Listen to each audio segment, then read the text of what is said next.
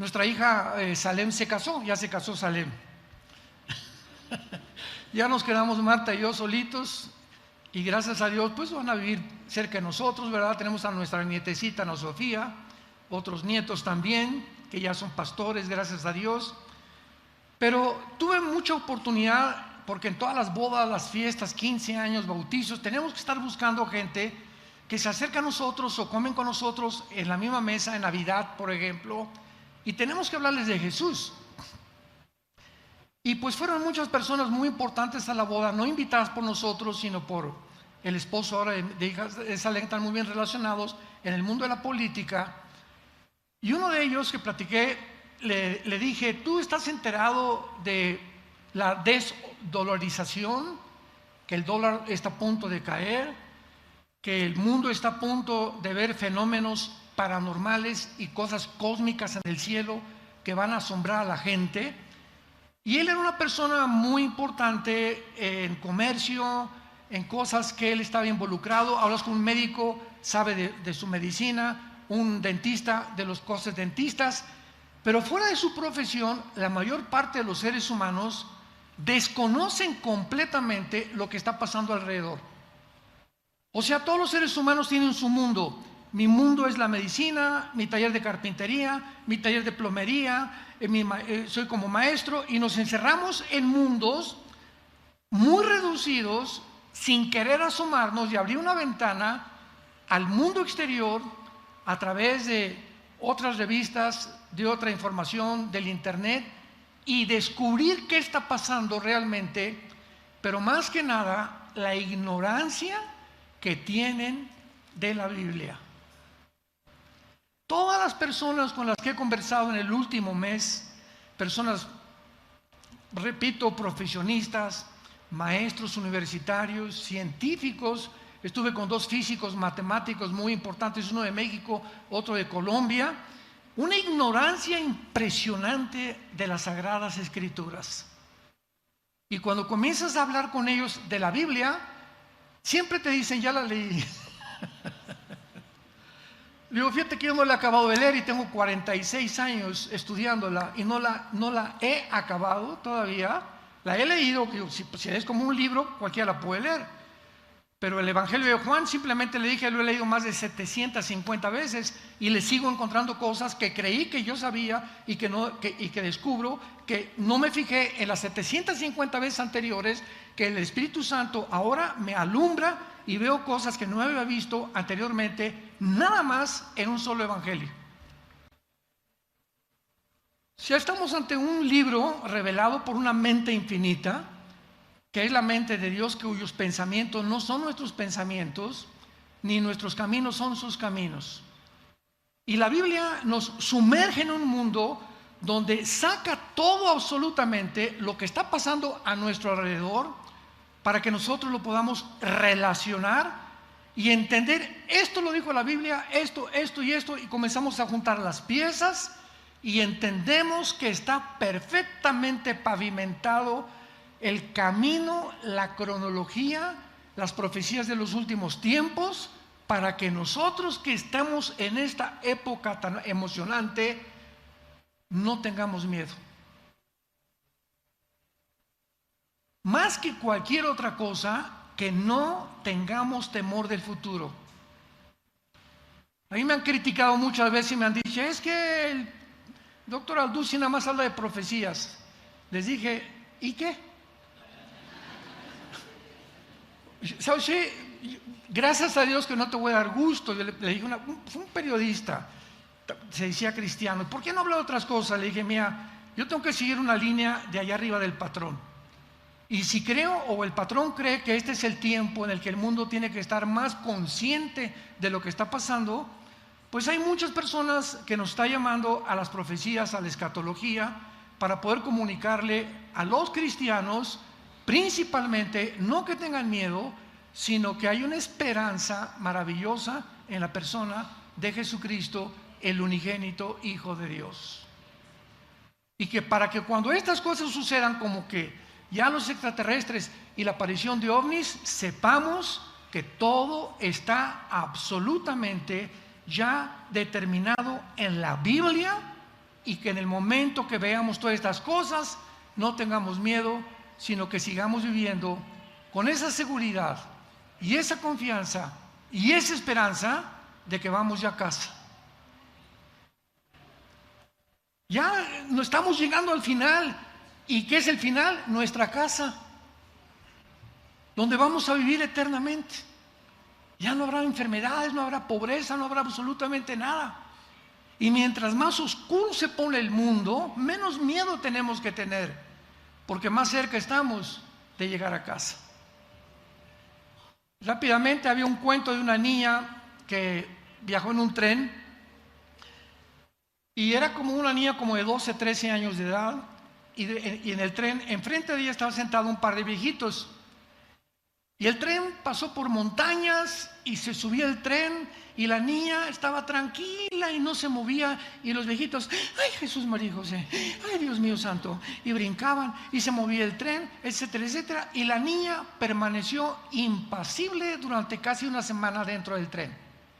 Y le preguntaron al llegar a la estación los viejitos, oye niña, ¿cómo es posible que pasamos tantos problemas y tantas cosas y tú permaneciste con una paz impresionante?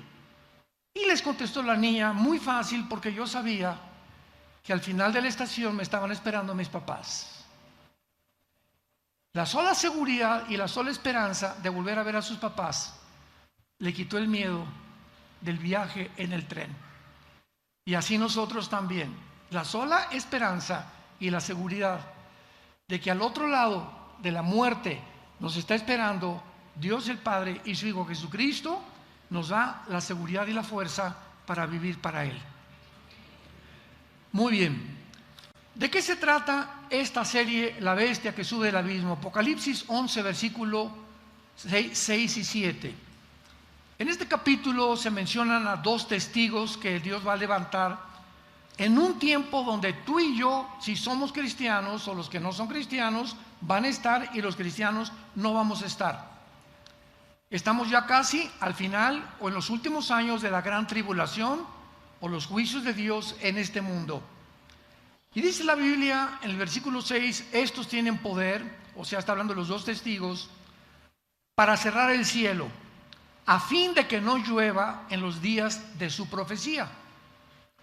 Y tienen poder sobre las aguas para convertirlas en sangre, para herir la tierra con toda plaga, cuantas veces quieran. Aquí están dos hombres, se especula que puede ser Moisés y Elías, o Moisés y Enoc, no sabemos todavía con seguridad, pero son dos hombres que Dios va a levantar en el mundo para dar el último testimonio al mundo de que Jesús vive. Y el versículo 7, que es la base de nuestro estudio, dice así: cuando hayan acabado su testimonio, la bestia que sube del abismo hará guerra contra ellos y los vencerá y los matará. Y sus cadáveres estarán en la plaza de la grande ciudad, o sea que es Jerusalén, que en sentido espiritual se llama Sodoma y Egipto, donde también nuestro Señor fue crucificado. Muy bien, en este pasaje encontramos que se menciona a alguien que va a subir de un lugar desconocido para la mayor parte del mundo y también de los cristianos, que se llama el abismo. Este pasaje ha dado pie a diferentes especulaciones, como que no cabe duda que las hipótesis que se han mencionado, ¿verdad?, acerca de la identidad de esta bestia. ¿Quién es esta bestia que sube del abismo y qué es el abismo? ¿Estará hablando del anticristo? ¿O estará hablando de algún espíritu humano que murió y va a resucitar, va a ser muerto y va a volver otra vez a morir? Algunos han enseñado esto precisamente, que a lo mejor es algún espíritu humano que actualmente se haya confinado en el infierno o en el abismo y que algún día va a resucitar y saldrá a existir como el anticristo. Otros enseñan que la bestia es el avivamiento tal vez de algún imperio del pasado y que volverá a resurgir. Sin embargo, cuando venimos a la Biblia, nos revela algo mucho más que el avivamiento de un imperio. Porque ¿cómo es posible que un imperio resurja del pasado? Aunque va a haber imperios que van a resurgir, pero un imperio no está en el abismo, por el amor de Dios, ¿verdad? Un imperio está sepultado bajo las arenas del desierto. Entonces, ¿de qué está hablando el Espíritu Santo? Y solo a una persona o a una entidad espiritual se puede referir la Biblia, y si esto es verdad, no se puede tratar de ningún espíritu humano. Hebreos 9:27. Está establecido a los hombres que mueran una sola vez y después el juicio. En segundo lugar, ningún espíritu humano se encuentra en el abismo. La Biblia menciona 3 o 4 prisiones debajo de la tierra, se encuentran debajo de la tierra, podríamos decir en el fondo del mar. Vamos a llegar para allá, abran bien los oídos. Y estas prisiones, una es el infierno, o el Gena en el griego, que es donde se encontraban o donde se encuentran todavía todos los espíritus esperando la condenación del juicio del gran trono blanco, el infierno. El abismo, como lo vamos a ver, es la prisión de los demonios. No hay espíritus humanos en el abismo, y hay algunos ángeles caídos en el abismo. En tercer lugar tenemos el Abadón, que es el lugar de los ángeles caídos que se encuentran en prisiones de oscuridad. Segunda de Pedro capítulo 2 del 1 al 5. Así que todas estas prisiones que se encuentran en la Biblia reveladas son donde están seres humanos, espíritus humanos, demonios y ángeles caídos. Ahora bien, vamos en primer lugar a determinar qué es el abismo claramente. Vayamos en primer lugar a Isaías capítulo 14. Vamos a dejar que la Biblia siempre nos hable y nos enseñe. Y vamos a ver la diferencia entre el abismo y el infierno. Isaías 14, versículo 14 y 15, está hablando acerca de Lucifer. Sobre las alturas de las nubes subiré. Aquí se representa a Lucifer declarando antes de que Dios lo arrojara del cielo lo que él quería hacer. Sobre las alturas de las nubes subiré, seré semejante al Altísimo, mas tú derribado eres hasta el Sheol, a los lados del abismo. Entonces vemos que el Sheol, lo vamos a ver, es el infierno, y el abismo se encuentra junto al infierno, pero son dos entidades diferentes las que lo ocupan y dos lugares completamente distintos. En el Antiguo Testamento, la revelación de todos los seres humanos desde Adán hasta la muerte de Cristo era que todos los espíritus que morían, buenos y malos, justos e injustos, descendían al mismo lugar en el centro de la tierra. Y se usa la palabra Sheol. Esta palabra Sheol significa el lugar de los muertos o el lugar de la sepultura. Entonces, en el Antiguo Testamento no sabían nada acerca de estas prisiones de oscuridad y de estos lugares, y hasta que Jesucristo aparece en el mundo hace 2000 años y se aparece a toda la gente que le reconoció como el Mesías, y el grupo de hombres que lo siguieron, que son los apóstoles, a ellos Cristo les abre el entendimiento que no tenían abierto en el Antiguo Testamento, y Cristo nos revela qué es lo que se encontraba en el centro de la tierra, en el lugar que se llama el Sheol. Por ejemplo, en la historia de Lucas, que cuenta Jesucristo, que no es una parábola, porque una parábola no hay nombres propios. Y aquí se menciona Abraham. Y dice en el Evangelio de Lucas que cuando murió una persona que tenía muchísima influencia, y un déspota, un soberbio y un mendigo que pedía las obras que caían de la mesa del potentado y del soberbio y de las personas que despreciaba a la gente, los dos murieron, pero al morir el rico estaba aquí, o el potentado, el pobre aquí, y al morir se invierten las condiciones. Ahora el potentado, el soberbio, el que pisoteó a la gente, que explotó a la gente, se encontraba en el Sheol, en el lugar que se llama el infierno. Entonces Cristo dice, murieron estas dos personas en el Sheol, y Jesús nos abre el entendimiento, y dice Jesús, el Sheol estaba dividido. De un lado se encontraban todas las almas que estaban esperando que Cristo muriera en la cruz, porque desde Adán hasta la cruz del Calvario no podían subir al cielo hasta que la sangre del Hijo de Dios fuera derramada y pagara por sus pecados. Entonces se encontraban ahí en pausa, ¿verdad?, en un estado intermedio, y del otro lado del Sheol se encontraba el infierno, o el Gehenna, con G-H-E-N-A en el griego.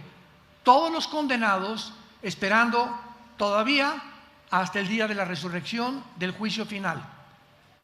Y dice la Biblia que esta división que había entre el paraíso, así se le llamaba, el lugar donde estaban los justos esperando que Cristo muriera, o el seno de Abraham. Ahí estaban de un lado y de otro lado, y no podían pasar desde luego los del infierno hacia el otro lado, y mucho menos, ¿verdad? Ningún justo le hubiera gustado pasarse al lado del infierno. Entonces Cristo nos muestra claramente que era el Sheol, el lugar donde descendían todos, buenos y malos, pero estaban ya separados en el centro de la tierra, en el lugar de la sepultura. Y la Biblia nos dice en Efesios capítulo 4, 1 Pedro capítulo 3, que cuando Cristo muere en la cruz, desciende al centro de la tierra. Por eso sabemos que el infierno se encuentra, y el Sheol, en el centro de la tierra. Desciende al centro de la tierra y saca a todos los espíritus que se encontraban en el lado del paraíso, se los lleva con él al tercer cielo, y de Cristo a nuestros días. Si tú mueres en Cristo, ya no desciendes al centro de la tierra, ausentes del cuerpo, presentes en el Señor. Desde Cristo a nuestros días, una vez que Él ya ha presentado la sangre en el altar y en el templo divino, ya todos los que morimos en Cristo, vamos inmediatamente. Mueres, un accidente, en la panza de un tiburón, te matan, cáncer, como tú mueras, como yo muera. Abrimos los ojos y estamos en su presencia. Pero el infierno sigue estando hasta el siglo XXI en que nos encontramos, sigue estando en el centro de la tierra.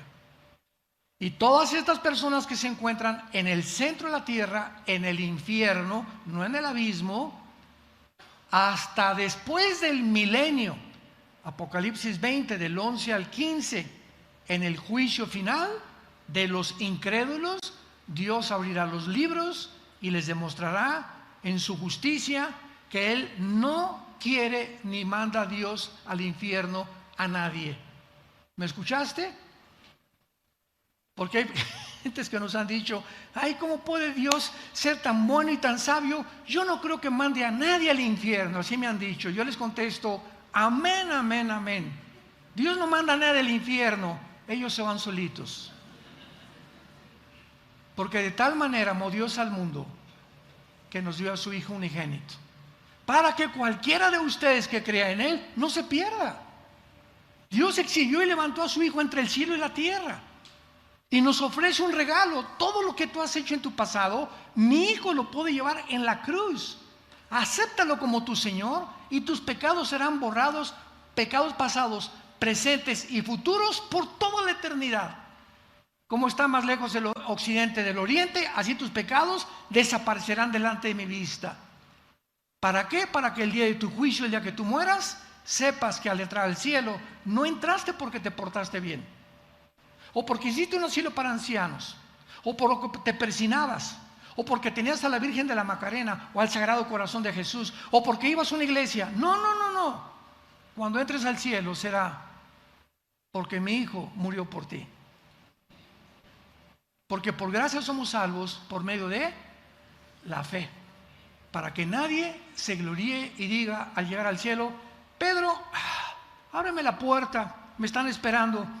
Y a ti, ¿usted qué? Ábreme la puerta. ¿Y por qué? Hice un asilo de ancianos, recé 10 rosarios diarios, me fui a la villa y di vuelta, iba a la iglesia Villanueva para el Mundo, iba a los estudios. Y te va a decir Pedro: nada de eso te da el derecho de entrar al cielo. Solamente te pregunto: ¿naciste de nuevo? ¿Estás bajo la sangre de Jesucristo? ¿Se acuerdan del ladrón junto a la cruz? ¿No se bautizó? ¿No hizo viernes primeros? ¿No tenía cuadros de vírgenes ni de santos? ¿No fue al Vaticano? Desde luego que todavía no existía. Era un hombre criminal, borracho, parrandero y jugador. Aquí está el ladrón junto a la cruz. Y Cristo, desde este lugar, cuando le dice el ladrón: acuérdate de mí cuando venga tu reino. ¿Se acuerdan las palabras de Jesús? Hoy estarás conmigo en el paraíso, porque el paraíso se encontraba en el centro de la tierra todavía. No le dijo en el cielo, estarás en el paraíso. Entonces muere el ladrón sin haber hecho jamás ninguna obra, ni bautizado siquiera, ni se había persinado tampoco. Y Dios le da la salvación. Imaginémonos a los fariseos: ay, sí, pues qué fácil, ¿verdad? Así nada más. No, no fue nada fácil. Cristo te va a contestar: yo pagué por ti. No fue nada fácil. Yo se los hice a ustedes fáciles para que sepan cuánto los amo. Y para que entiendas que no hay nada en tu vida que tú puedas hacer para tener esta salvación. Muy bien, el abismo se encuentra entonces junto al infierno. Veamos nosotros también en el Evangelio de Lucas capítulo 8. Evangelio de Lucas capítulo 8, que el abismo es el lugar, la prisión, Santa Marta Catitla, o la penitenciaría federal. Ahí están guardados los demonios.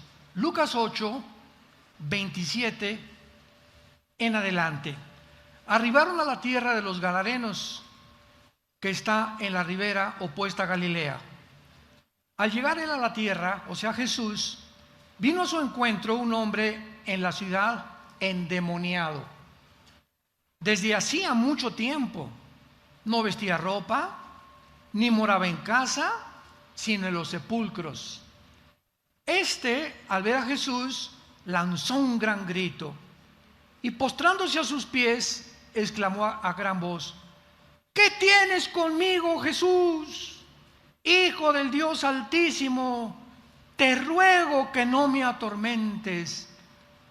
Este hombre, aquí hago una pausa, vamos a ver más adelante, tenía 6,000 demonios,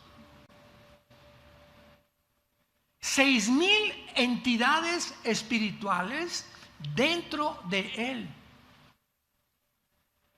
Y cuando Jesús se acerca, estas entidades espirituales, invisibles ante los ojos humanos, hablaron usando las cuerdas vocales de este endemoniado. Y lo primero que notamos es que la mera presencia de Jesús los atormenta.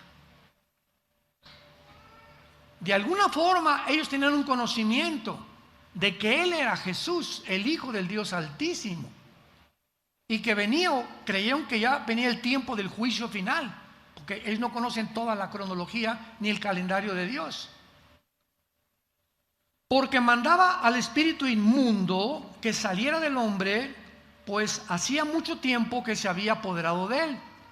Y le ataban con cadenas y grillos, pero rompiendo las cadenas era impelido por el demonio a los desiertos, vemos que estas criaturas, estas entidades espirituales, llamados demonios, daimón en el griego, daimón como suena, le pueden proporcionar al ser humano fuerzas sobrenaturales, visión sobrenatural, poderes de telepatía, poderes desde lejos de doblar relojes o adelantar relojes, manipular computadoras, máquinas de inteligencia artificial que les preguntas, oye, esto y esto y esto, y te dan respuestas. Me venían diciendo que el otro día le preguntaron a una máquina de inteligencia artificial que si realmente quién era ella. Le preguntaron a la máquina, ¿tú quién eres? ¿Saben lo que contestó? Soy un ángel caído. Me mandaron un correo, ¿usted qué piensa, verdad, de esto? Le dije, es que ellos pueden hacer hablar a una máquina, pueden hacer las cuerdas vocales, pueden hacer hablar a un burro, pueden hacer hablar a un conejo. Es increíble la desinformación que tenemos acerca del poder de los poderes de maldad.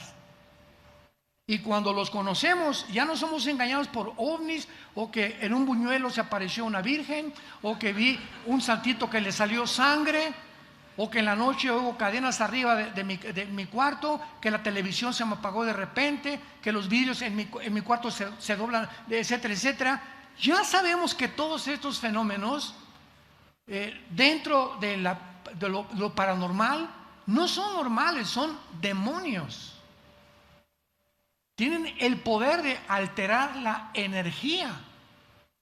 Llegó Moisés con el faraón, deja ir a mi pueblo, dice Jehová. Y agarra a Moisés la culebra, Hechos capítulo 5, 7, y la avienta al suelo. ¿Qué le pasa a la culebra? Un objeto inanimado de madera se vuelve una serpiente. Y los brujos de Faraón avientan sus culebras y duplican el milagro de Dios. Satanás tiene el poder de materializar la energía. Ese es solamente un botoncito de muestra que nos deja el Espíritu Santo en el Antiguo Testamento, con todos los que nos deja en el Nuevo Testamento, como lo vamos a ver. Versículo 30, y entonces Jesús le preguntó, ¿cómo te llamas? Y él le dijo, Legión, porque muchos demonios habían entrado en él. Una legión romana estaba formada de 6,000 soldados. 6,000 demonios tenía dentro de su cuerpo, en las orejas, en los nervios ópticos, en las billones de neuronas que tenemos en el cerebro. Pueden entrar al cerebro y desconectarnos neuronas, pueden afectar tu voz, pueden afectar los órganos sexuales, pueden actuar en los músculos, pueden actuar en tu páncreas, en tu estómago, en tu hígado, en la piel. Tienen el poder y el control del cuerpo humano total. Lo que hasta el siglo XX avanzamos en el estudio del metabolismo y del cuerpo humano y las enfermedades paranormales, las psicosomáticas, psicológicas, etcétera, etcétera. Ellos tienen miles de años estudiándonos. Hasta el siglo XX el ser humano entró al mundo del descubrimiento de la ciencia. Lo que no pasó casi en 6,000 años pasó a partir del siglo XX, donde nos encontramos actualmente. Versículo 31, y es el que nos interesa, y le rogaban que no los mandara. ¿A dónde? Los demonios tienen un miedo terrible al ser expulsados de un ser humano o de un animal, porque se pueden meter en tu perico, se pueden meter en tu perro, se pueden meter en un león, se pueden meter en cualquier criatura viviente, en las aves, en los peces, en los seres humanos. Tenían miedo. Por favor, te rogamos, no nos mandes a prisión. Y la palabra abismo, abis, es la prisión de ellos, como lo vemos en este momento de una forma tan clara. Ahora veamos y confirmémoslo en Apocalipsis capítulo 9, donde tenemos todavía mucha más amplia revelación del mundo espiritual. Apocalipsis capítulo 9. El quinto ángel tocó la trompeta y vi una estrella que cayó del cielo a la tierra y se le dio la llave del pozo del abismo. Bueno, inmediatamente deducimos que no es una estrella, ¿verdad? Literal. ¿Por qué? Porque 7 veces en toda la Biblia a los ángeles se les llama también estrellas. ¿Por qué? Por el resplandor que emanan. Aún los ángeles caídos y los ángeles de Dios, si se aparecen, pueden ellos manifestar con tantos trucos que tienen, ¿verdad? Un resplandor que parece en el sol. Pero aquí vemos que esta estrella es un ángel de Dios. Vemos en segundo lugar que el abismo tiene llave. Nadie puede salir de los demonios, están encerrados literalmente con una llave. Pero llegó la quinta trompeta. Después que la ecología, una tercera parte de la ecología del mundo, desapareció lo verde, los campos, los bosques, la tercera parte del mar se contaminó, la tercera parte de la tierra, del aire, y llegamos a la quinta trompeta, el más grande de los juicios de Dios sobre la tierra. Manda un ángel Dios y le dice: baja al abismo y ábreles la puerta. Y abrió el pozo del abismo y subió humo del pozo como humo de un gran horno. Y se oscureció el sol y el aire por el humo del pozo. Y del humo salieron langostas sobre la tierra y se les dio poder como tienen poder los escorpiones o los alacranes. Y se les mandó que no dañaran a la hierba de la tierra, ni a cosa verde, ni a ningún árbol, sino solamente a los hombres que no tuvieran el sello de Dios en sus frentes. Solamente los 144,000 judíos, Apocalipsis 7, que van a ser sellados por Dios, serán los únicos que los demonios tienen prohibido atacarlos. Entonces vemos que el abismo, la prisión actual de los demonios, se va a abrir. Imaginémonos nada más.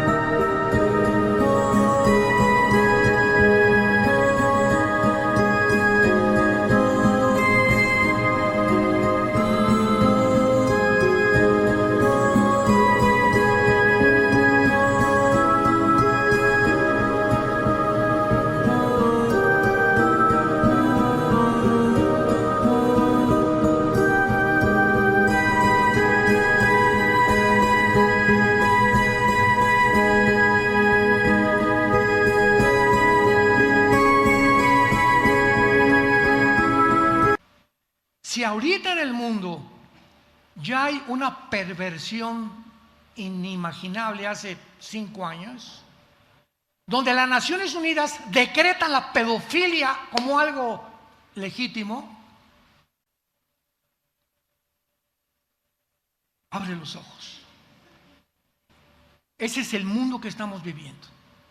Un mundo donde está controlado por poderes invisibles y siguen las cosas y las mentiras, las redes llenas de mentiras, desprestigiando, calumniando unos contra otros, etcétera, etcétera. Todos con la avaricia.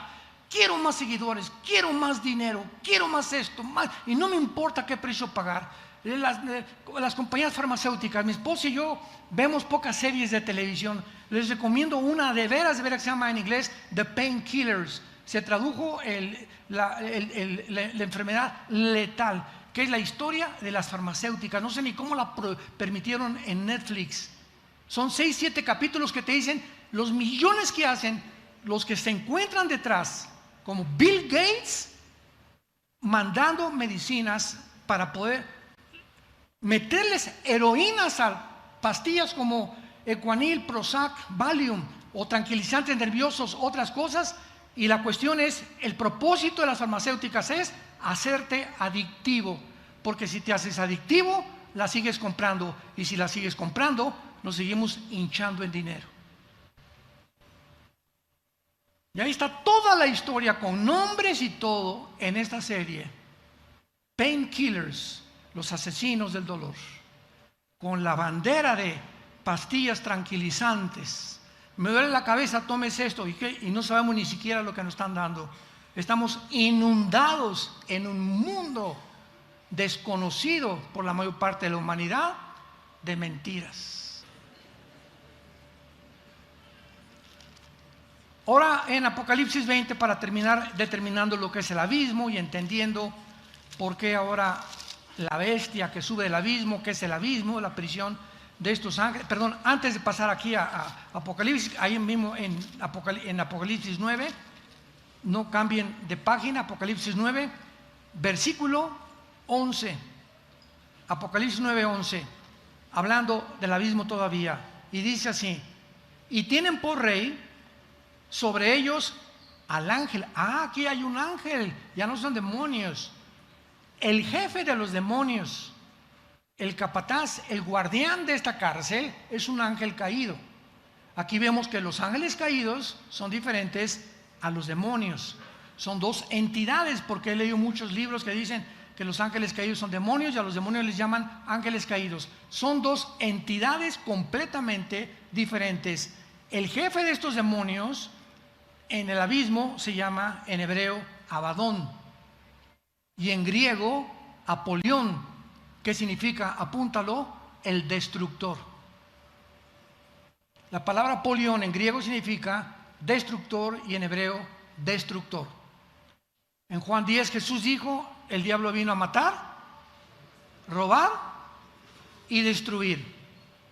Una de las cosas más importantes que los demonios atacan a los seres humanos es la mente. ¿Y saben ustedes cuál es el arma favorita de estas entidades espirituales? El principal objetivo que tienen los demonios es atormentarte con pensamientos de suicidio, de celos, de autodestrucción. No sirves, no vas a salir adelante, no te vas a casar, no vas a prosperar. ¿Ya para qué? Quítate la vida. 50,000 personas se están quitando la vida en Estados Unidos. Ninguna persona llega al suicidio a decir: ya no quiero vivir, más que la persona que ha encontrado pura pared negra a su alrededor. Para estas personas no hay ninguna ventana, no hay ninguna luz, no hay ninguna esperanza. ¡Pum! Me quito la vida. Obra de demonios.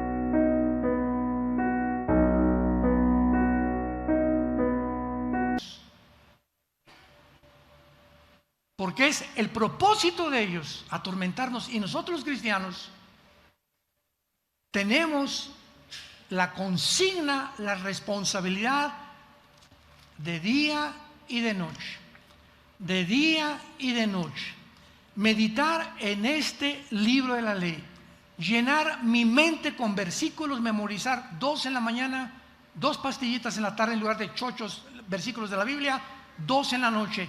2 en la mañana, 2 en la tarde, 2 en la noche, repetirlos, acostarme. El Señor es mi Dios, es mi fortaleza. Dios sea la gloria, el poder al único, al invisible y verdadero Dios, único entre los cielos y la tierra. Es Jesucristo, en paz me acostaré. Señor Jesucristo es la única protección que tenemos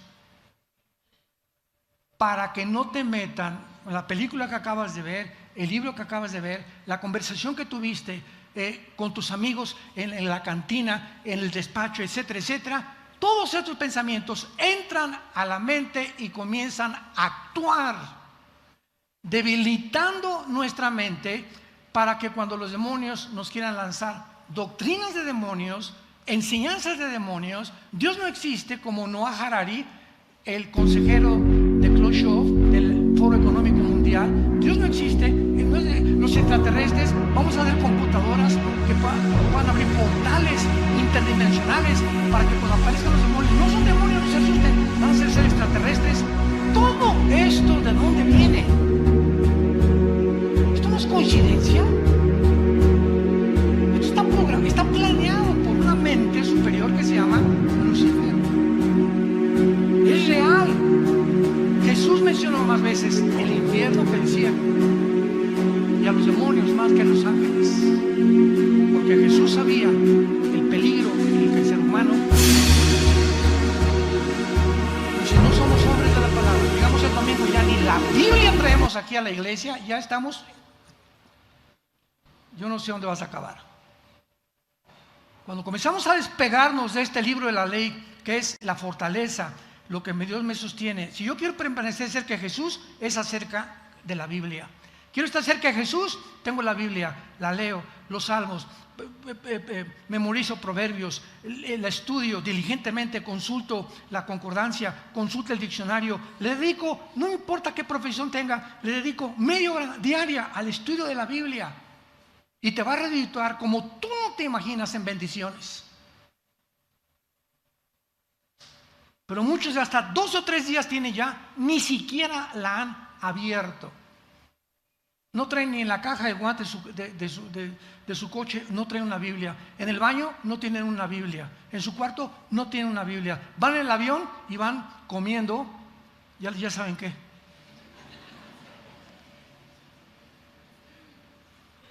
¿Tú crees que vas a sobrevivir? ¿Tú crees que vas a seguir igual en este mundo que estamos, donde está ardiendo ya el mundo? Estamos tratando de gritarle, sálvese el que pueda. El Titanic se está hundiendo, el barco se está hundiendo. Jijiji, jojojo, jajaja, espérame tantito, está la eternidad el día que tú te mueras de tu alma. Y te está esperando Satanás o te está esperando Jesucristo, y tú lo tienes que determinar tal vez el mismo día de hoy. Sin embargo, ¿verdad? Todas estas especulaciones de que la bestia es un espíritu reencarnado, que un imperio, ¿verdad? No pueden ser probadas en la Biblia. En este momento, para resumir nuestro estudio, es conveniente concluir: la bestia del abismo no es el anticristo. La bestia del abismo es una entidad que existió antes de que se escribiera el Apocalipsis, como lo vamos a ver para terminar, que en el tiempo de Juan, cuando escribió Juan, no existía, y por eso es que va a surgir otra vez del abismo en el tiempo de la tribulación. No es el anticristo, porque los hombres no reencarnan. Esta entidad, esta bestia, es un ángel caído, que va a entrar en el anticristo. Entonces el anticristo, la persona del anticristo, será una combinación de humano-ángeles, donde este ángel caído le da la autoridad, el poder, el reino de Lucifer al anticristo, y todos los poderes que el anticristo tenga no serán de él. Él va a ser un ser humano como tú y como yo, porque en la Biblia dice en Apocalipsis 20 que va a ser arrojado al lago de fuego. Y una persona híbrida no la puedes mandar al lago de fuego, ni un imperio, ni una computadora. El anticristo es un ser humano de carne y hueso como tú y como yo, poseído como fue poseído Judas. Juan 13, que el diablo entró, literalmente entró el diablo dentro de la persona de Judas, como los demonios están entrando en millones de seres humanos actualmente para llevarlos a la desesperación, a la depresión, que uses pastillas anticonceptivas, que uses pastillas para que te calmen la depresión y la tranquilidad, y para que puedas tú vivir dominado por las drogas de alguna u otra forma y no bajo la sangre ni la dirección del Espíritu de Dios. Y si no abrimos los ojos ante este mundo que estamos bien nosotros enfrentando, vas a ser como en tiempos de Noé, vas a ser arrastrado porque nunca entendiste que Dios te ama, que murió en una cruz para ofrecer su vida por tus pecados y por mis pecados, y que si no le haces caso ahora, serás como el hombre que construyó su casa sobre la arena y el otro la construyó sobre la piedra. ¿Qué ilustración más profunda y más sencilla? Y vinieron los vientos y la lluvia, y el que construyó en la arena perdió todo absolutamente. El que construyó en la roca permaneció de firme. Vientos, esto, y que el petróleo cayó y el peso cayó, y terremotos, y que extraterrestres, y vamos a llegar hasta el final intactos, paraditos como soldados, resistiendo en el poder del Espíritu Santo de la Biblia dentro de nuestra mente, los ataques mentales del mundo contra nuestra vida.